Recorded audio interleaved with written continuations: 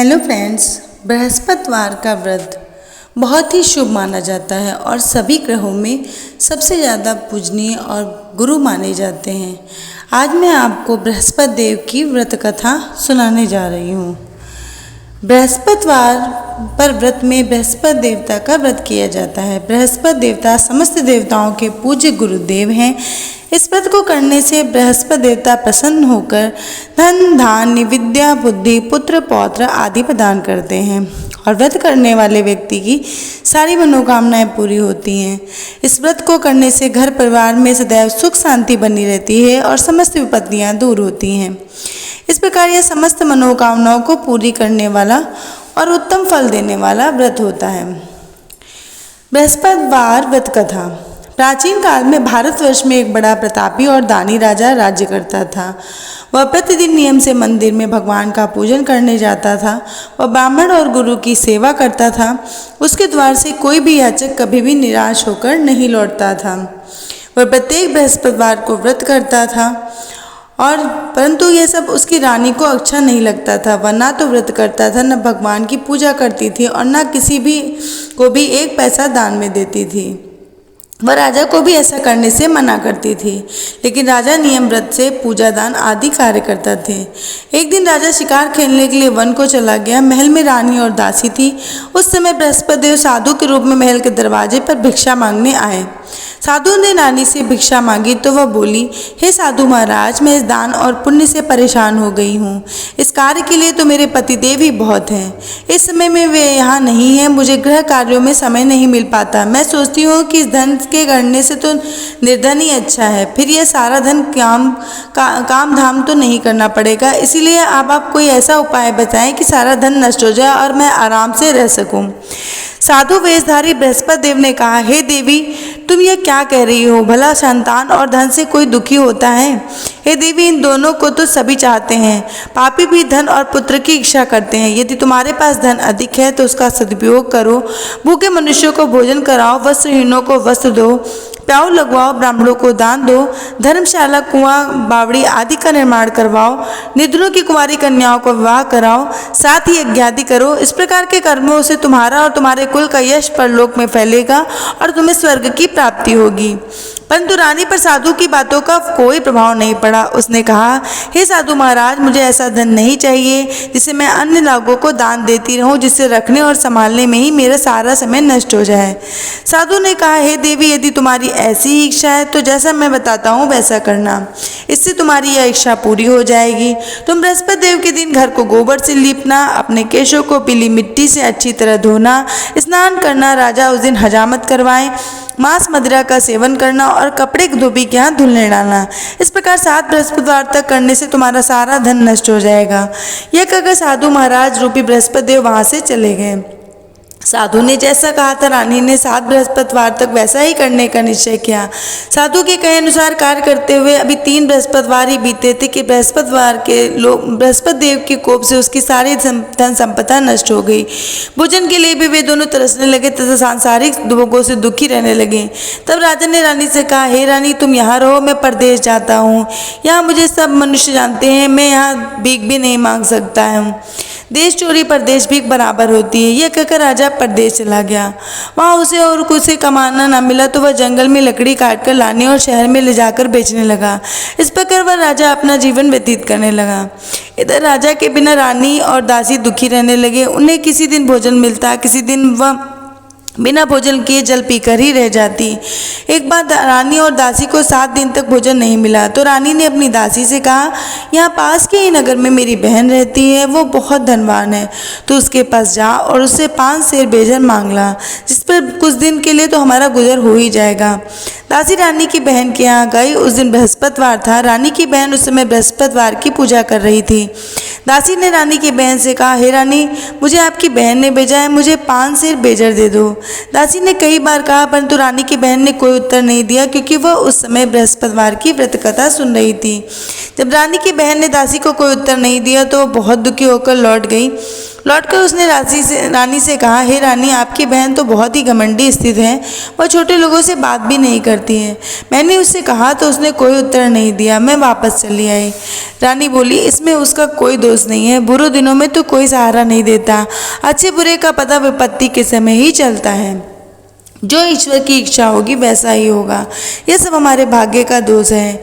इधर जब रानी की बहन कथा सुनकर उठी तो उसने सोचा कि मेरी बहन की दासी आई थी, परंतु व्रत की कथा सुनने के कारण मैं उससे नहीं बोली, इससे वह बहुत दुखी हुई होगी। फिर भक्तिपूर्वक विष्णु भगवान का पूजा समाप्त कर वह अपनी बहन के घर गई और बोली, हे बहन, जब तुम्हारी दासी गई थी तो मैं बृहस्पतिवार का व्रत कर रही थी। जब तक कथा नहीं होती तब तक न बोलते हैं न उठते हैं, इसलिए मैं नहीं बोली। अब तुम बताओ कि तुमने दासी को क्यों भेजा था? रानी बोली, बहन, मेरे घर अनाज नहीं था, तुम तो घर की दशा जानती ही हो, इसीलिए मैंने दासी को तुम्हारे पास 5 सेर भेजन लेने के लिए भेजा था। रानी की बहन ने कहा, बहन, बृहस्पति देव की सभी मनोकामनाओं पूर्ण करते हैं, फिर जाकर देखो, शायद तुम्हारे घर में अनाज हो। यह सुनकर दासी ने घर के अंदर जाकर देखा तो उसे एक घड़ा भेजर से भरा हुआ मिला। उसे बहुत हैरानी हुई क्योंकि वह पहले ही एक एक बर्तन देख चुकी थी। उसने बाहर आकर रानी से कहा, दासी ने अपनी रानी से कहा, हे रानी, देखो, वैसे तो अन्न के भाव में हम रोज ही व्रत करते हैं, इनसे व्रत की विधि कथा पूछ लेते हैं और व्रत किया करेंगे। दासी के ऐसा कहने पर रानी ने अपने बहन से बृहस्पतिवार के व्रत के बारे में पूछा। उसकी बहन ने बताया, बृहस्पतिवार के दिन चने की दाल और मुनक्का से विष्णु भगवान का केले की जड़ से पूजन करना और दीपक जलाना चाहिए, पीला भोजन करना चाहिए तथा कथा सुननी चाहिए। इस प्रकार करने से बृहस्पति देव प्रसन्न होते हैं और अन्न, पुत्र और धन देते हैं तथा सारी मनोकामनाएं पूर्ण करते हैं। व्रत और पूजन की विधि बताकर रानी की बहन अपने घर लौट गई। रानी और दासी दोनों ने निश्चय किया कि बृहस्पतिवार का व्रत किया करेंगी। अब वे अगले 7 दिन के बाद बृहस्पतिवार का व्रत पड़ा। बृहस्पतिवार का व्रत करने के लिए वह गुड़साल गई और गुड़साल से चना और गुड़ बीन लाई। उसके बाद केले की जड़ तथा विष्णु भगवान की पूजा की। अब पीला भोजन कहाँ से लाए, यह सोचकर दोनों बहुत दुखी हो रही थी। इसी समय व्रत करने के कारण बृहस्पति देव प्रसन्न थे, अतः वह एक साधारण व्यक्ति के रूप में 2 थालों में पीला भोजन दासी को देकर बोले, यह भोजन तुम्हारे और रानी दोनों के लिए है, तुम दोनों इसी भोजन को करना। दासी भोजन पाकर बहुत प्रसन्न हुई और रानी के पास जाकर बोली, रानी जी, भोजन कर लो। रानी को भोजन के आने से विषय में कुछ भी नहीं पता था, इसलिए उसने दासी से कहा, जा तू भोजन कर, भोजन तेरे लिए ही आया है। तो उसने कहा कि हम दोनों के लिए 2 भोजन थालों में भोजन आया है। तो उसने कहा कि अब हम दोनों बृहस्पति देव को नमस्कार कर भोजन करते हैं। उसके बाद वे दोनों प्रत्येक बृहस्पतिवार को बृहस्पति देव का व्रत और पूजन करने लगी। बृहस्पति देव की कृपा से उनके पास फिर से धन हो गया, परंतु रानी पहले की तरह ही आलस्य करने लगी। तब रानी को दासी ने समझाया कि तुम पहले भी आलस्य के कारण, अपनी मूर्खता के कारण ऐसा कर चुकी हो, पर इस बार तुम्हें ऐसा नहीं करना है। अब बृहस्पति देव की कृपा से हमें धन मिला है तो उन्हें पुनः आलस्य नहीं करना चाहिए और दान पुण्य में करना चाहिए। भूखे मनुष्यों को भोजन कराना चाहिए तथा प्याऊ लगवाना चाहिए। ब्राह्मणों और दीनहीनों को दान देना, कुआं, तालाब, बावड़ी आदि का निर्माण करवाना, मंदिर, पाठशालाएं बनवानी चाहिए, निर्धनों की कुंवारी कन्याओं का विवाह करवाना चाहिए और धन को शुभ कार्यों में खर्च करना चाहिए। दासी की बात मानकर इसी प्रकार सत्कार्य करने लगी। उसका यश चारों ओर फैलने लगा। उधर ज़्यादा प्रदेश में था, बहुत दुखी रहने लगा। वह प्रतिदिन जंगल से लकड़ियाँ बीन कर लाता था और उसे शहर ले जाकर बेचता था। इस प्रकार दुखी जीवन की बड़ी कठिनाइयों से व्यतीत करता था। एक दिन राजा दुखी होकर अपने बीते हुए कल को याद करने लगे। तभी राजा बृहस्पति देव एक साधु के रूप में आए और राजा के पास आकर बोले, हे लखाड़े, तुम सुनसान जंगल में किस चिंता में खोए और बैठे हो, मुझे बताओ। ये सुनकर राजा की आंखों में आंसू भर आए। वह साधु को प्रणाम कर बोला, हे प्रभु, आप तो सब कुछ जानते हैं। राजा ने साधु को अपनी सारी कथा सुना दी। महात्मा जी ने राजा से कहा, हे राजा, तुम्हारी पत्नी ने बृहस्पति देव का अनादर किया था, इसीलिए तुम्हें ये दुख भोगना पड़ा है। कोई बात नहीं, अब तुम किसी प्रकार की चिंता मत करो और भगवान तुम्हें पहले से भी अधिक धन देंगे। तुम्हारी पत्नी ने बृहस्पतिवार का व्रत करना प्रारंभ किया है, अब तुम भी बृहस्पतिवार का व्रत करना शुरू कर दो और चने की दाल व गुड़ को जल में लोटे में डालकर विष्णु भगवान का पूजन करो और बृहस्पति भगवान तुम्हारी सारी मनोकामनाओं को पूर्ण करेंगे। साधु की बात सुनकर राजा बोले, हे प्रभु, लकड़ी बेचने के बाद मुझे इतना पैसा नहीं मिलता जिससे कि मैं दोबारा से पूजा कर सकूं। तो साधु ने कहा कि मेरे पास ऐसा कुछ, मैं तुम्हें ऐसा समाधान बताता हूँ जिससे तुम्हें रोज से दुगना धन प्राप्त होगा और तुम अच्छी तरह से भोजन कर सकोगे। उसमें बृहस्पति देव की पूजा का सामान भी आ जाएगा। बृहस्पतिवार की कथा इस प्रकार है। प्राचीन काल में एक बहुत ही गरीब ब्राह्मण राज करता था। उसमें कोई संतान नहीं थी। वह नित्य पूजा पाठ करता था, लेकिन उसकी स्त्री बहुत मलिन स्वभाव की थी। वह ना तो व्रत करती थी और ना ही किसी देवी देवता का पूजन करती थी। वह सुबह उठते ही सबसे पहले भोजन करती, बाद में ही कोई अन्य कार्य करती। इससे वह ब्राह्मण बहुत दुखी रहता। वह पत्नी को बहुत समझाता, पर उसे कुछ भी समझ में नहीं आता। भगवान की कृपा से उसे एक बहुत सुंदर कन्या के जन्म प्राप्त हुआ। बड़ी होने पर वह नित्य प्रातः स्नान करके भगवान विष्णु की पूजा करती और बृहस्पतिवार का व्रत भी करती। पूजा समाप्त कर विद्यालय जाती तो अपनी मुट्ठी में जौ भर कर ले आती और विद्यालय के मार्ग में डालती जाती। वे सारे जौ सोने के हो जाते तो विद्यालय से लौटते समय उनसे बीन कर घर ले आती। एक दिन वह बालिका उन सोने के जौ में सूप में फटाकर साफ कर रही थी तो उसके पिता ने कहा, है बेटी, सोने के जौ फटकने के लिए तो सोने का सूप चाहिए। अगले दिन बृहस्पतिवार था। बालिका ने व्रत रखा और भगवान से प्रार्थना की कि हे बृहस्पति देव, मुझे सोने का सूप दे दो। प्रतिदिन की वह बालिका जौ फैलाते हुए विद्यालय चली गई। विद्यालय से लौटकर जौ बीनते समय उसे बृहस्पति देव की कृपा से सोने का सूप मिल गया। उसे घर लाकर वह उसे जौ साफ करने लगी, परंतु उसकी माँ उसी तरह मलिनता से रहती। एक दिन वह कन्या सोने के सूप में जौ साफ कर रही थी, तभी उस पर नगर का राजकुमार था, उसकी नज़र पड़ी। उसी समय नगर का राजकुमार वहां से गुजरा। इस कन्या के स्वभाव को देखकर, रूप, गुण और शील को देखकर वह राजमहल को जब लौटा तो उसने अपना भोजन और जल त्याग दिया। वह उदास होकर लेट गया। राजा को जब राजकुमार के अन्न जल त्याग के बारे में पता चला तो वह अपने प्रधानमंत्री के साथ राजकुमार के पास गया और बोला, हे प्रभु, तुम्हें क्या कष्ट है? किसी ने तुम्हारा अपमान किया है या कोई और कारण है? तुम मुझे बताओ, मैं वही करूँगा जिससे तुम्हें प्रसन्नता मिलेगी। तब राजकुमार ने कहा कि मुझे ऐसी कन्या से विवाह करना है जो सोने के सूप में जौ साफ कर रही थी। यह सुनकर राजा को आश्चर्य हुआ और वह बोला, हे पुत्र, तुम्हें इस प्रकार की कन्या का पता लगाओ, मैं तुम्हारा विवाह उसी के साथ अवश्य कर दूंगा। राजकुमार ने राजा की उस कन्या के घर पर का पता लगाया और प्रधानमंत्री उस लड़की के घर जाकर राजकुमार की इच्छा के बारे में ब्राह्मण को बताया। कुछ ही दिन बाद ब्राह्मण ने विधि विधान के अनुसार अपनी कन्या का विवाह राजकुमार से कर दिया। कन्या के घर से जाते ही वे ब्राह्मण पहले ही की तरह गरीब हो गया। अब भोजन के लिए अन्य जन के लिए भी कठिनाई से मिलता। एक दिन दुखी होकर ब्राह्मण अपनी पुत्री से मिलने गया।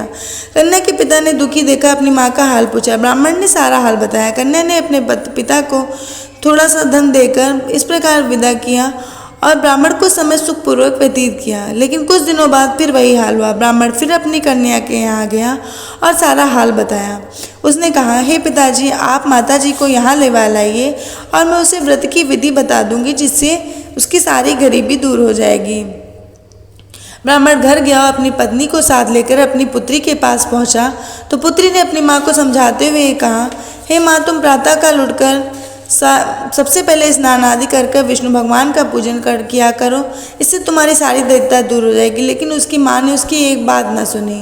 तब वह प्रातःकाल उठकर अपनी पुत्री की बच्ची जूठन खा लेती थी।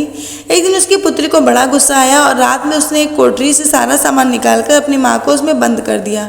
प्रातःकाल उसमें से निकालकर स्नान आदि करके पूजा पाठ करवाया और उस ब्राह्मणी की बुद्धि ठीक हो गई और वह भी पूजा पाठ करने लगी। प्रत्येक बृहस्पतिवार को व्रत रखती। इस व्रत के प्रभाव से ब्राह्मण और ब्राह्मणी भी बहुत धनवान और सुखी हो गए। तब बृहस्पति देवता ने इस प्रभाव से लोग को सुख भोग कर वे दोनों स्वर्ग को चले गए। इस तरह कथा सुनकर साधु देवता वहां से अंतर्ध्यान हो गए। धीरे धीरे समय बीतने लगा। बृहस्पतिवार का दिन आया। राजा जंगल से लकड़ी काट कर लाया और शहर में बेचने गया। उस दिन उसे रोज से ज्यादा धन प्राप्त हुआ।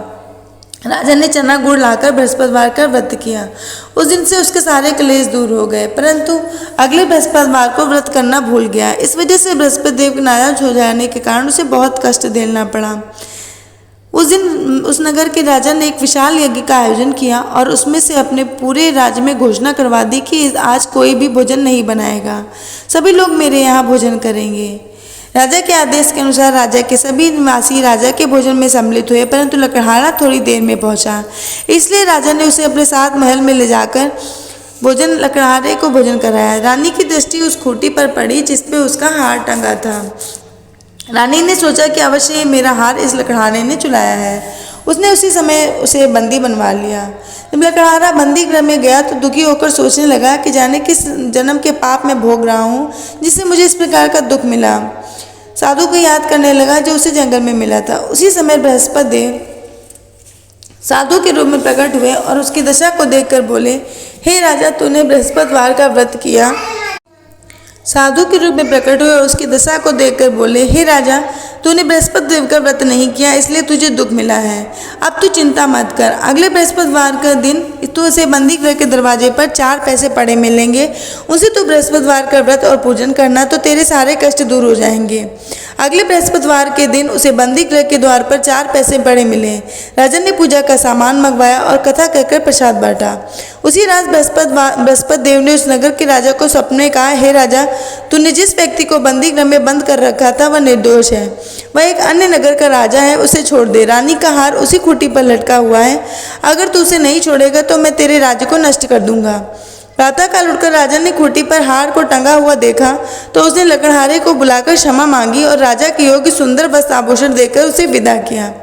एक दिन रानी और दासी सोचने लगी कि न जाने राजा किस हाल में होंगे, उनका कुछ पता नहीं है।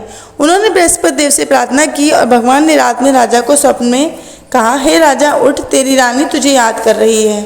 अब तू अपने देश को लौट जा। राजा प्रातःकाल उठकर सोचने लगा कि स्त्री जाति तो खाने और पहनने की ही साथी होती है, पर भगवान की आज्ञा को मानकर वह अपने नगर को चलने लगा। राजा जब नगर के पास पहुंचा तो उसे बहुत आश्चर्य हुआ। नगर में पहले से भी अधिक बाग, तालाब, कुएं, बावड़े, धर्मशालाएं आदि बने हुए थे। राजा ने पूछा कि बाग और धर्मशालाएं किसके हैं। तब नगर के सभी लोग कहने लगे कि यह सब रानी और दासी ने बनवाए हैं। यह सुनकर राजा का आश्चर्य हुआ और गुस्से भी आया। तब रानी ने यह सुना कि राजा आ रहे हैं तो वह अपनी दासी से बोली, देख राजा, हमें बहुत बुरी दशा में छोड़ गए थे, जब वह हमारी ऐसी दशा देखकर लौट ना जाए, इसीलिए तो दरवाजे पर जाकर खड़ी हो जा। रानी के आदेश पर दासी दरवाजे पर खड़ी हो गई। जब राजा आए तो उन्हें अपने साथ महल में लिवा लाई। तब राजा ने क्रोध में रानी से पूछा, बताओ, यह धन तुम्हें कैसे मिला है। तब रानी ने उसे बताया कि हमें यह सारा धन बृहस्पति देव के व्रत करने के कारण प्राप्त हुआ है। अब राजा ने निश्चय किया कि 7 दिन बाद तो सभी बृहस्पति देव की पूजा करते हैं, पर मैं रोज दिन में 3 बार व्रत किया करूँगा तथा रोज व्रत करूँगा। हर समय राजा के दुपट्टे में चने की दाल बंधी रहती थी। वह दिन में 3 बार व्रत किया करता था। एक दिन राजा ने सोचा, चलो अपने बहन के यहाँ हुआ हूँ। यह सोचकर राजा घोड़े पर सवार होकर अपनी बहन के यहाँ चल दिया। मार्ग में उसे कुछ आदमी एक मुर्दे को लेकर जाते हुए दिखाई दिए। राजा ने उन्हें रोककर कहा, अरे भैया, मेरी कथा सुन लो। वे बोले, लो, हमारा तो आदमी मर गया, इसे अपनी कथा की पड़ी है। लेकिन कुछ व्यक्तियों ने कहा, अच्छा कहो। कथा को सुनते ही मुर्दा हिलने लगा और जैसे ही कथा समाप्त हुई वैसे राम राम कहते हुए मुर्दा खड़ा हो गया। राजा वहां से आगे बढ़ा। चलते चलते शाम हो गई। आगे मार्ग में उसे किसान खेत में हल चलाता हुआ दिखा। राजा ने उससे कहा, अरे भैया, तुम मुझसे बृहस्पति भगवान की कथा सुन लो। किसान बोला, जितनी देर में मैं तेरी कथा सुनूंगा उतनी देर में 4 रैया खेत जुल लूंगा। जा अपनी कथा किसी और को सुना। राजा आगे बढ़ा। राजा के वहां से जाते ही किसान के बैल पछाड़ खाकर गिर गए और किसान के पेट में बहुत देर दर्द होने लगा। उसी समय किसान की माँ रोटी लेकर खेत पर आई तो उसने पुत्र ने यह सारी दशा बचाई। किसान की माँ दौड़ी दौड़ी राजा के पास गई और उससे कहने लगी, मैं तुमसे कथा सुनूंगी, तुम अपनी कथा मेरे खेत पर चलकर कहना। राजा की कथा सुनते ही किसान के पेट का दर्द बंद हो गया और उसके बैल भी उठकर खड़े हो गए। राजा अपनी बहन के घर पहुंचा। बहन ने भाई का बड़ा स्वागत किया। दूसरे दिन प्रातःकाल राजा जगा तो उसने देखा सभी लोग भोजन कर रहे थे। राजा ने अपनी बहन से पूछा, क्या कोई ऐसे व्यक्ति है जिसने भोजन न किया हो और जो मेरी बृहस्पतिवार की कथा सुन ले। बहन ने कहा, हे भैया, यहाँ के लोग पहले भोजन करते हैं, बाद में अन्य काम करते हैं। फिर भी यदि पड़ोस में कोई ऐसा व्यक्ति है तो मैं देख आती हूँ। यह कहकर बहन देखने गई, लेकिन उसे कोई ऐसा व्यक्ति नहीं मिला जिससे भोजन न किया हो। फिर वह पड़ोस में एक कुम्हार के घर गई जिसका लड़का बहुत बीमार था। इस कारण उसने वहाँ 3 दिन से किसी ने भोजन नहीं किया था। रानी ने उस कुम्हार से अपने भाई की कथा सुनने को कहा। वह तैयार हो गया। बृहस्पतिवार की कथा सुनते ही उसका लड़का ठीक हो गया। अब तो सब और राजा की प्रशंसा होने लगी। एक दिन राजा ने अपनी बहन से बोला, हे बहन, मैं अपने घर चलूँगा, तुम भी तैयार हो जाओ। राजा की बहन ने अपनी सास से अपने भाई के साथ जाने की अनुमति मांगी। सास ने कहा, चली जा, पर अपने लड़कों को साथ में लेकर मत जाना, क्योंकि तेरे बहन की कोई संतान नहीं है। तो बहन ने राजा से कहा कि बहन मैं तो चलूँगी पर कोई बालक नहीं चलेगा। तो राजा ने बोला जब कोई बच्चा नहीं चलेगा तो तुम चलकर क्या करोगी। दुखी मन से राजा अपने घर को लौट आया। घर आकर राजा ने अपनी रानी से कहा हम निसंतान है इसीलिए लोग हमसे परहेज करते हैं। वह भोजन आदि किए बिना ही सैया पर लेट गया। रानी ने कहा हे प्रभु बृहस्पति देव ने हमें सब कुछ दिया है अतः हमें संतान भी अवश्य देंगे। उसी रात बृहस्पति देव ने राजा को स्वप्न में संतान प्राप्त होने का आशीर्वाद दिया। रानी गर्भवती हुई और 9वें महीने उसे एक सुंदर पुत्र को जन्म दिया। तब राजा ने अपनी रानी से कहा हे रानी स्त्री बिना भोजन के रह सकती है पर बिना कहे नहीं रह सकती। मेरी बहन आए तो उससे कुछ मत कहना। रानी ने हाँ कर दी। रानी की बहन ये शुभ समाचार सुनकर बहुत खुश हुई और बधाई लेकर आई। तो रानी ने कहा घोड़ा चढ़कर नहीं आई गधा चढ़ी आई। रानी की बहन बोली भाभी मैं इस प्रकार तुम्हें न कहती तो तुम्हें संतान कैसे मिलती। इस प्रकार जिसके मन में जो भी मनोकामनाएं होती हैं सभी को बृहस्पति देव पूर्ण करते हैं। जो व्यक्ति नियम से सद्भावना पूर्वक बृहस्पतिवार का व्रत करता है और सदा व्रत कथा पढ़ता है और सुनता है बृहस्पति देव उसकी सारी मनोकामनाएं पूरी करते हैं और सदा उसकी रक्षा करते हैं। इसीलिए सभी को बृहस्पतिवार की कथा सुनने के बाद प्रसाद लेकर जाना चाहिए और सच्चे हृदय से उसका मनन करते हुए जयकारा बोलना चाहिए। बृहस्पतिवार की व्रत कथा समाप्त।